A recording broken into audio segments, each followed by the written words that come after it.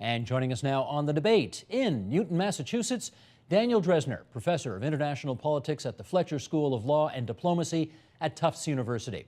And with us here in studio, Daniel Draich, professor of political science at York University. Good to have you two folks on our program tonight. Thank you. Let us, well, before I review the 6 killer apps, Daniel Dresner, why don't you just, you saw the interview with Neil Ferguson. Give me your early thumbnail sketch impressions of what he had to say. You know, I think it's an interesting interpretation of history. I don't think it's the interpretation of history.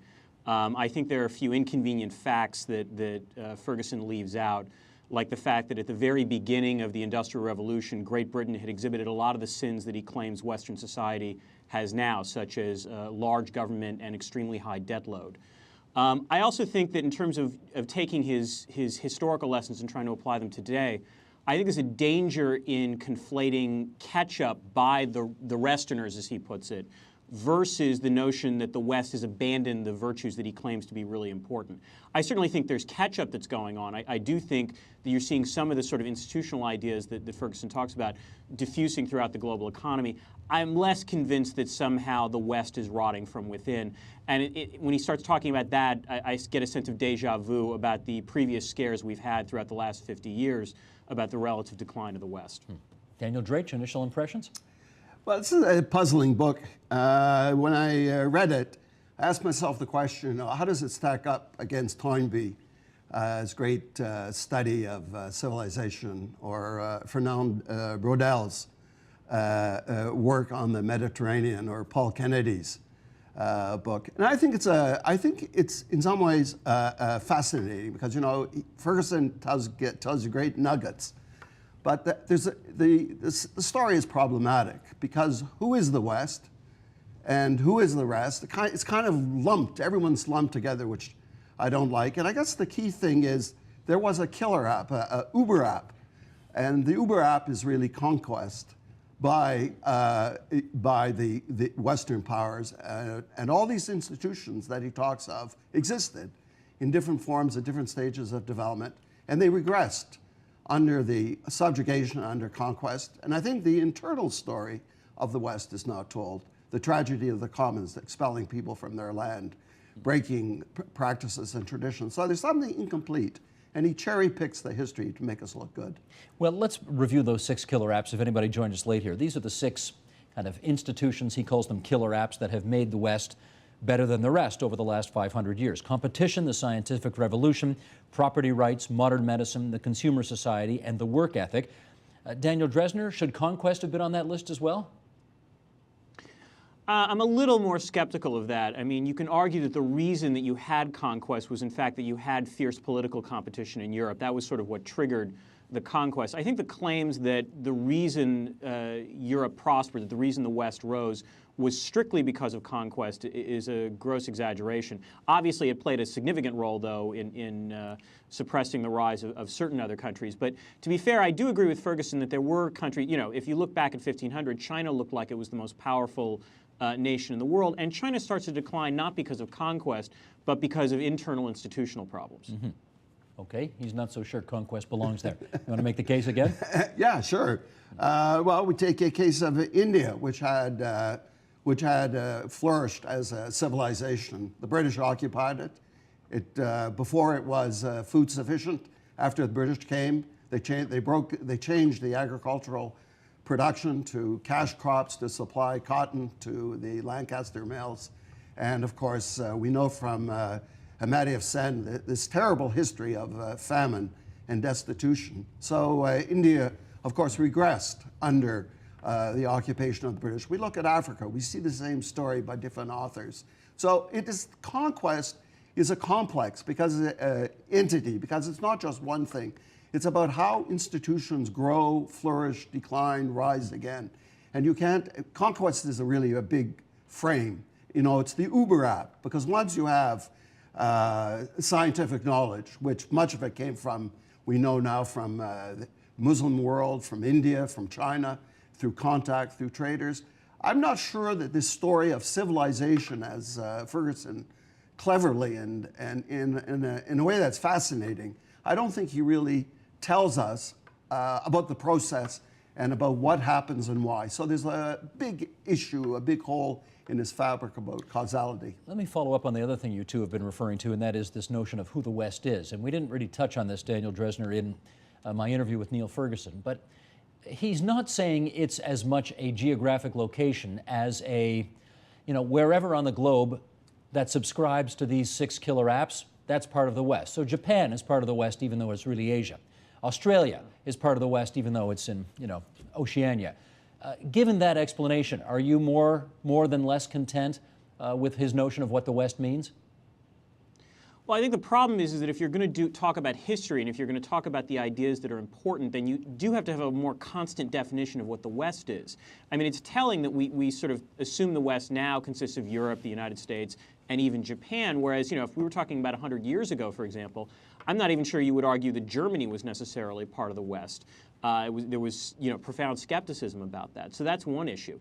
The second issue is that if it's really the case that any country that adopts these sorts of killer apps that Ferguson is talking about as part of the West, then to some extent Ferguson shouldn't get so worked up about the relative decline of Europe and the United States, because as you pointed out during the interview, all these other regions of the globe are desperately trying to adopt many of these apps and institutions, and such that even if you have a rise of, let's say, nationalist China, it's a nationalist China that's in the end going to profess many of the same beliefs that has been promoted in Europe and the United States in history. You want to come back on that? Well, it depends how you look at history. I was in Beijing about 6 months ago at a conference on industrial relations in China. And when you tell people this, they laugh. They say, what industrial relations? What's going on? What collective bargaining? It's all a rigged game with, company union, state-run trade union movement. But last year, there were 100,000 unauthorized work stoppages. So when you go and you meet the Chinese, you discover that they are trying to develop a model of workplace practice, collective bargaining, that's not an extension of the company. So the point here is, Steve, that there is change taking place. They don't look to the West to say, we're going to copy you, but you have to develop your own institutions. And how this happens in different places, Neil Ferguson doesn't explain it. He just talks about the institutions without the context of it was different in Germany, it was different in the United States, it was different in Canada, it was different in India. So institutions travel, but they are adapted and transformed. And it's the process of transformation which we really don't get from Ferguson. Daniel Dresner, try this on for size. How new or original do you think the arguments that Neil Ferguson is advancing are? Not at all. And I don't say that necessarily as a form of criticism, because you can argue that part of what historians should do is to remind people what's important. But the notion that, let's say, institutions matter, or that the scientific revolution is important, or the work ethic, he's building on the shoulders of some rather serious giants out there in economic history and in political science and in economics. So what Ferguson is saying is not necessarily new. You could argue in some ways his killer app is the packaging. By calling these things killer apps, it makes it easier for the average layman to understand. But the notion that things like institutions matter, that's been part of economic history for at least 50 years, if not longer. Sure, but identifying these 6 in particular, does he get some credit for advancing the package in this fashion? Well, I'm a little skeptical about whether or not this is the particular package that actually mattered. I mean, in some ways, it kind of depends upon whether or not you think he's got the right 6. I mean, I think you could actually probably toss a few away or condense a few. I mean, in the end, what he's really talking about is sort of competition and incentives for what you do given that competition. And again, that is, a part and parcel of the study of political economy. Again, since the birth of political economy, you go back to Adam Smith. And in some ways, to be fair, Ferguson acknowledges this fact. So I don't think he would necessarily claim that he's got anything revolutionary here. But, he's obviously a compelling writer. And in that sense, it's sort of reintroducing old ideas. Daniel Drach, if you were marking this as a university assignment, how would you mark him on originality? I think he's somewhere between a B and a B plus. I'll tell you why. You're a tough marker. I am a tough marker. I'll tell you why. Because when you know the literature, and you look at Brodel, this giant of a historian, who says this. He says that when societies are trapped between rigidity and tradition, and they cannot adapt to new economic circumstances. New forms and institutions arise. A very clear statement, right? And Brodel had, I think, a very powerful methodology to look at this kind of structural rigidity. And I think this eludes Ferguson. If you go back to Tawney, right, or Max Weber, we know about the importance of the work ethic. If you look at the work of Douglas North or Danny Roderick on institutions, big time, very powerful analysis. But what we don't get, or my favorite writer, one of my favorite writers is Nyan Chanda, who looks at how we are bound together and the exchange that takes, the shaping of globalization by warriors, by adventurers, by priests, by people, that this is a different story, and it's not a story that is Eurocentric. I think the problem, if someone in India reads this book, or in China, they would be polite. They'd say, well, Ferguson is a terrific writer, terrific storyteller, look at all the nuggets. But there's something wrong, because the West was also about domination. It was also about slavery. It was also about genocide. It was also about the concentration camps. This was a much more complex tableau of civilization than Ferguson lets on. I think you just lost Dresner out of town. He's not buying onto this. Go ahead, Daniel. It's not that I'm not buying it. I think Daniel's right to point out that Western civilization has a lot of flaws. I think there's a mistake, though, in assuming that Western civilization had the monopoly on these flaws. Slavery was hardly unique, to the West, as was conquest, as was genocide. So, you can argue that the West, unfortunately, was better at some of these things than the other sort of civilizations we can talk about. But I think it's dangerous to paint this as a situation where you had benighted civilizations elsewhere, that had they been allowed to flower without intrusion from the West, would have led to even greater, amounts of enlightenment. I'm not sure I buy that, and that's where I might side with Ferguson a little bit. Fair point?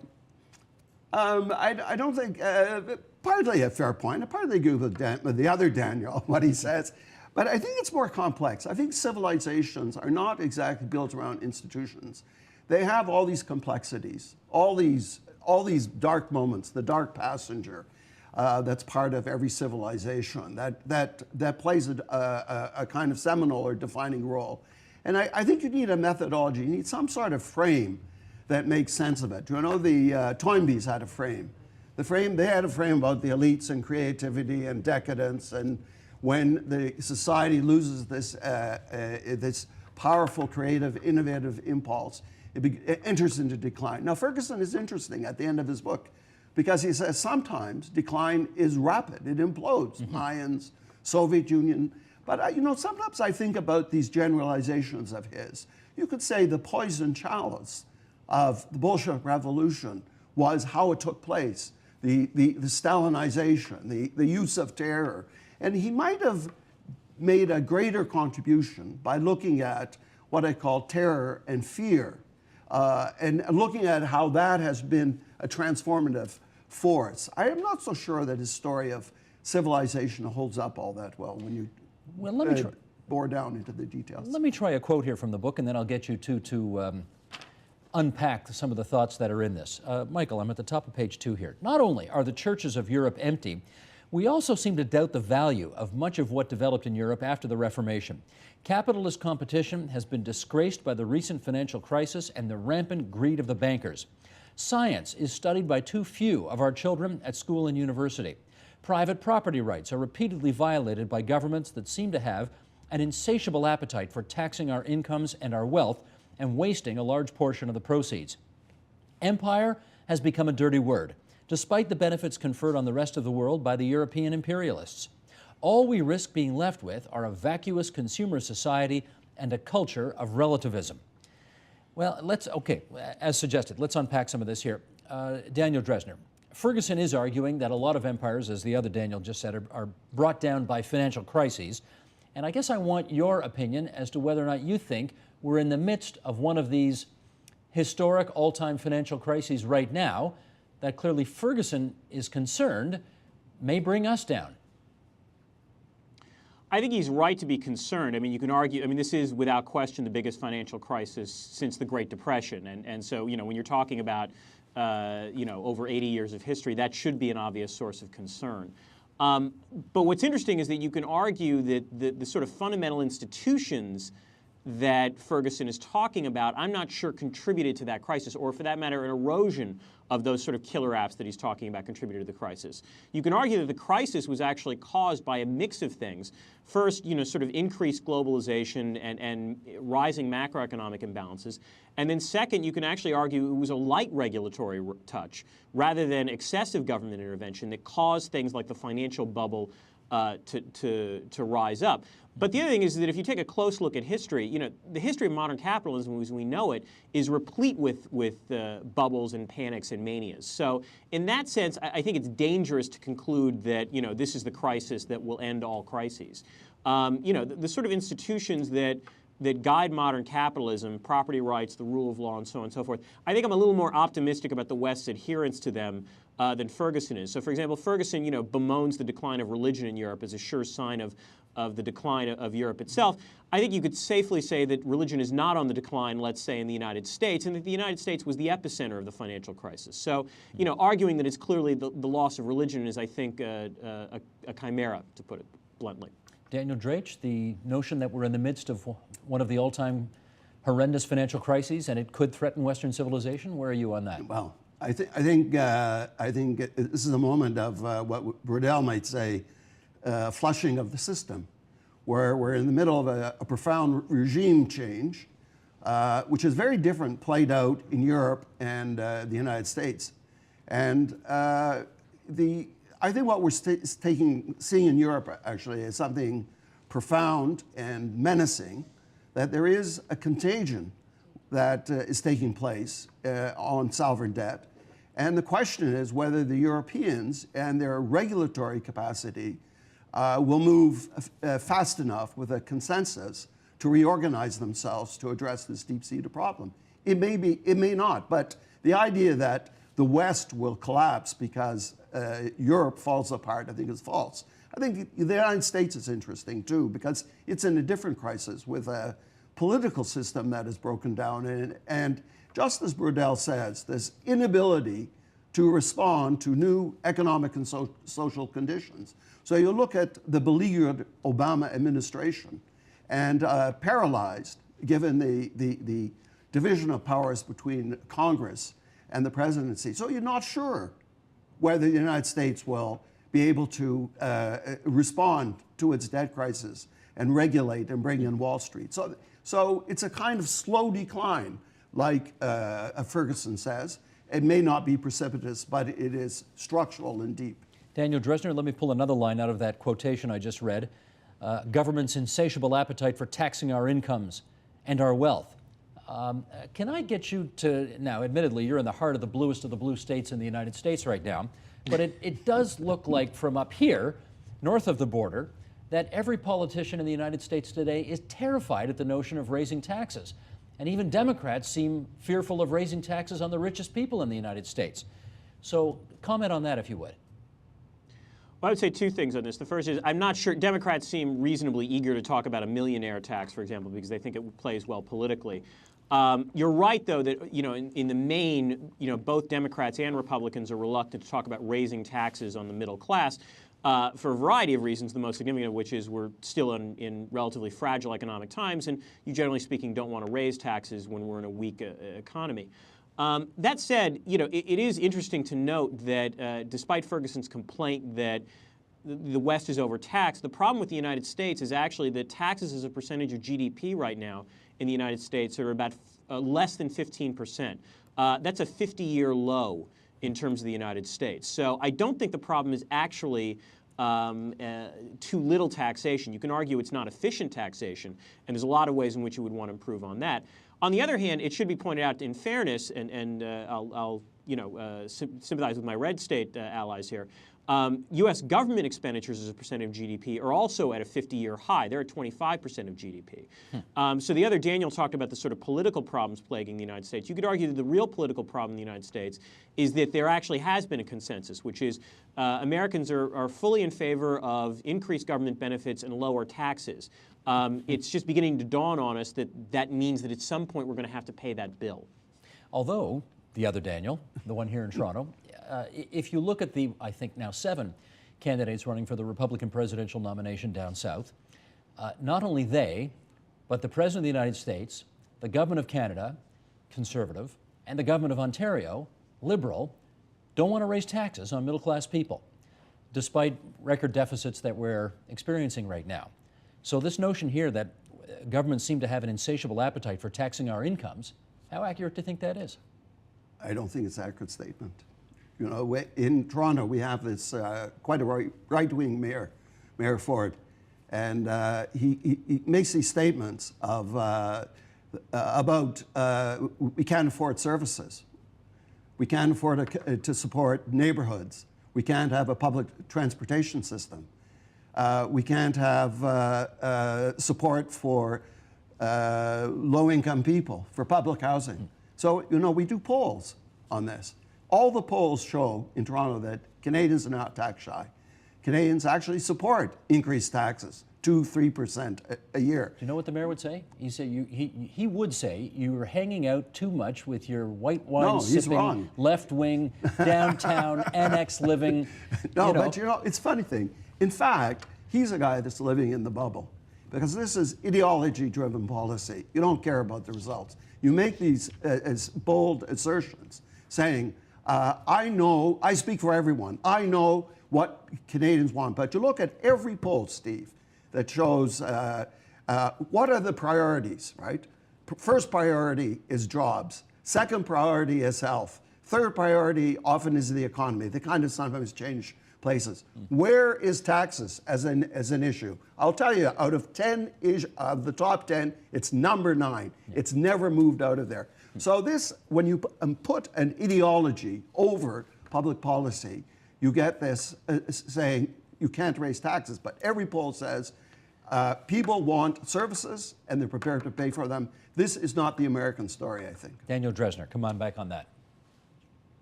Well, I don't think you can separate ideology and public policy so neatly. That presumes that there is a wise, sane, technocratic public policy that is apolitical. As a political scientist, I have to say I find that notion objectionable. Anyone who claims they just have the way of solving an issue probably has a politics, they're just not willing to acknowledge it. And in some ways, you know, you can argue that what Ferguson's talking about in his book is this sort of notion writ large, which is the notion that there are, in fact, you know, the killer apps he's talking about are ideas. And you can say whether he's right or wrong. But, you know, you can't separate public policy from ideas or ideology. You know, you think that the way, you know, Americans and or, you know, Europeans all want roughly the same things. They want to get richer. They want a better quality of life. You know, red states and blue states are not divided on that point. What they're divided on is how do you get there? And that's where ideas actually do matter, I think. Okay, well, you've got the floor, Daniel Dresner. Let's see if we can get through some of these, the rest of these killer apps. Neil Ferguson seemed quite convinced that the West has lost its vaunted work ethic. What do you think on that? I think actually this is an interesting point because first of all, I think if you take a look at on the United States side, I don't think working hours have declined all that much. What has declined, interestingly enough, in the U.S., if you take a look at surveys, is actually hours spent in terms of housework. That, you know, in fact, a lot of the innovations that took place over the 20th century freed a lot of Americans, particularly women, from the sort of domestic drudgery, and that's not insignificant. And I think this points to something that actually, based on your interview with Ferguson, I was surprised you never brought up, which is there's a difference between work ethic and work productivity.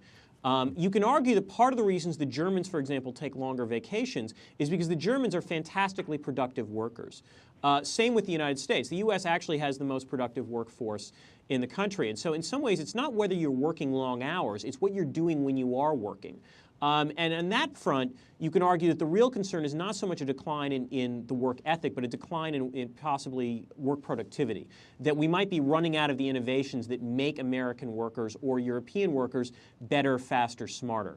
But that's different from the notion of a work ethic. In my experience, you know, I find that notion a little bit incredulous. And can I just clarify one thing you just said? You said, I suspect you misspoke when you said the U.S. has the most productive workers in the country. Did you mean to say in the world? I'm sorry, I meant the world, yes. In the world, okay. Although hopefully in the country as well, yes, in the world, yes. Okay. Thanks for clarifying that, though. Not at all, no, not at all. Let's talk science here, Daniel Drake.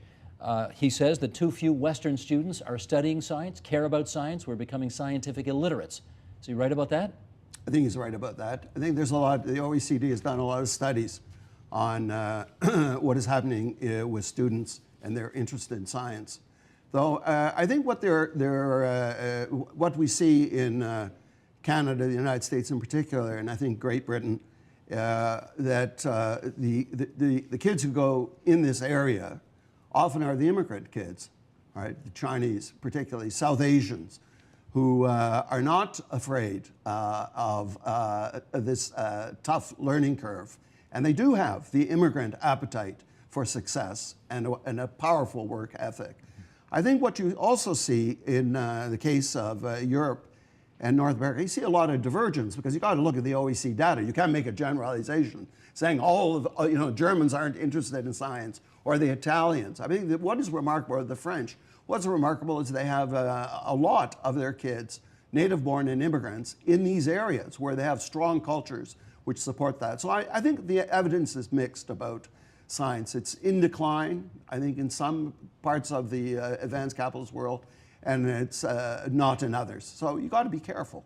On the issue of whether we really have anything to worry about here, we know Neil Ferguson is very concerned that the rest of the world is catching up to the West and that we are declining from our perch of 500 years of success.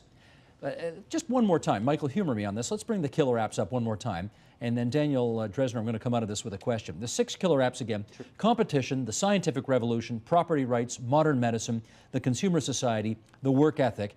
Daniel Drake, can you think of a non-Western country that has or is beginning to institutionalize these values and temperaments in a way that suggests they're going to eat our lunch within the next 50 years?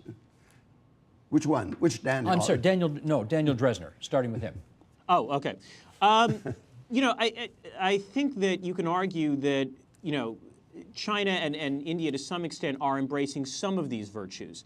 But they're not embracing all of them. I mean, as the other Daniel pointed out, in some ways they're adapting some of these notions or institutions to their own particular cultural proclivities. So, for example, in the case of China, you certainly see competition. You certainly see, the notion of the scientific method being important, medicine being important, and the work ethic is extremely important. That said, property rights are incredibly ill-defined in China. There are limits placed to some extent on free inquiry in Chinese universities. That's going to be a potential issue. And you can argue that even in terms of competition, you've got these state behemoths that are now starting, over the last 5 years, that have encroached on what used to be a much more thriving private sector. So, I don't think any particular country or any particular civilization has the monopoly on wisdom when it comes in terms of generating economic growth. And one of the interesting question for the 21st century is, how does China adapt going into a situation where it hits middle income status and for a variety of reasons experiences a growth slowdown? Great question. Daniel Drake, what do you say on that issue of whether there's another country out there that is embracing these 6 killer apps? I think we should look very carefully at India and China, because Japan and South Korea actually come very close, actually have all these things. So they're part of the West right now. Well, for all intents and purposes. I think South Korea would say they are Asian people. If you go there, they are proud of this link. They borrowed from China a lot. They borrowed from the West a lot because of the occupation.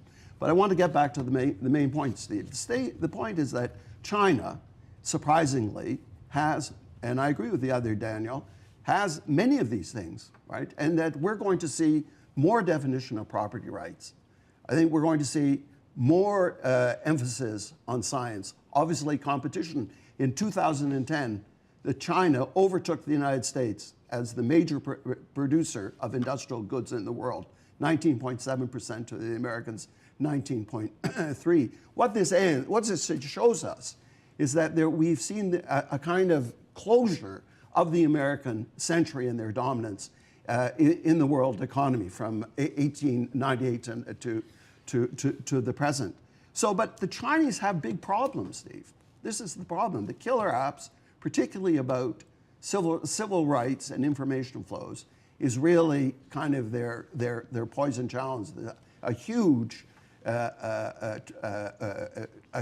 problem waiting to explode. So they're trying to, the fact they have the institutions doesn't mean they have the stability. They'll have other things of freedom and democracy. You know, every now and then when you speak, I sneak a look at the monitor and I look at the reaction of Daniel Dresner in Massachusetts. And sometimes he shakes his head, and sometimes he smiles, and he did, I think, both of those things this past time. So go ahead. What did he just say, Daniel Dresner, that got you making notes there and shaking your head? I do have, in fact, the world's worst poker face. So thank you, Steve. I think, you know, first of all, there's an extent to which I've heard this sort of, you know, lament or decline in the United States. I've heard this refrain before. I'm getting a powerful sense of deja vu. You know, the notion, you know, if we were talking this debate 20 years ago, we'd be talking about Japan. You know, if we were talking about it 30 years ago, we'd be talking about, you know, potentially an integrated Europe, or we'd be talking about the rise of the Soviet Union. I think, you know, in terms of talking about the manufacturing point, I take the other Daniel's statistical assertion, and he's right, that China is now the largest manufacturing power, but there's been some interesting, you know, reports suggesting that that's not necessarily going to last. That over time, particularly as China's currency inevitably appreciates, a lot of U.S. manufacturers are going to re-engage back in nearshoring, and that there will be an increase in U.S. manufacturing capacity. I think it was the Boston Consulting Group, actually, that came out with that study about 2 months ago. You know, so I think it's dangerous to write off the West. And in some ways, this gets to a question about what is the sort of Uber app that we can talk about, which is institutional resiliency. How well do countries or civilizations respond to sort of either exogenous or endogenous shocks? And we don't know yet how China is going to deal with things like the bursting of its property bubble or how it adjusts to middle income status. And that said, you know, Ferguson might be right. It's possible that institutional sclerosis will set in the West, and we won't necessarily be able to respond either. But based on past history, I'm relatively confident that the United States and Europe has actually absorbed a fair number of crises over the last century, and has nevertheless eventually learned how to survive and thrive. I'm literally down to my last 20 seconds, and you can have it, Daniel Drake. Thank Does you the very much. West really have anything to fear from the rest? I think they have a lot to fear because we're in the middle of a regime change. And I think the basic point is, does the United States have the capacity to learn from this crisis and to adapt and change its institutions? I think the answer is very unlikely. Are the Europeans in a better position? I think in the end they will show they have more institutional resiliency and more of a consensus and more of a political process. So I think we're in a new game, a new era.